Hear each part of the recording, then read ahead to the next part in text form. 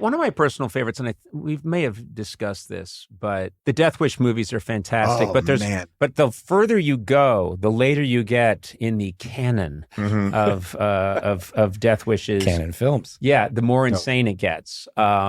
And there's one, I don't remember which Death Wish it is, but I watched it with our writer, Matt O'Brien. And I just was, the whole time I was in heaven, we were watching it together. And a bunch of old people live in an apartment complex. Whatever, they hear a lot of yelling and shouting and noise, and they look out the window, and a motorcycle gang has taken over the neighborhood, and they've surrounded the apartment building, and the old people are trapped inside.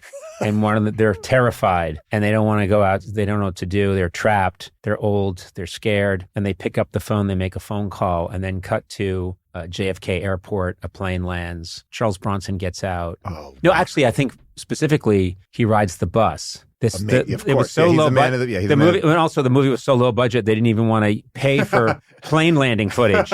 So he gets off a bus at the Port Authority, and it's Manhattan. Yeah. He gets in. He's in the 30s. You know, he gets into a cab. He starts driving. He starts driving north, and the cab's driving along, and then they cut, and suddenly the cab, it's still supposed to be in Manhattan, like up north in Manhattan, like 150th Street. But I think they're now shooting on a soundstage, or they're in Syria. Thank God you're here, because I swear to God, it switches to a completely different ecosystem, an arid desert that exists, and there's some fragments of a sidewalk. And then Charles Bronson shows up, and his solution, he meets with the old people and has tea, and then he decides, don't worry, I'll help you. And so he has a concealed, magnum, and he walks around killing them.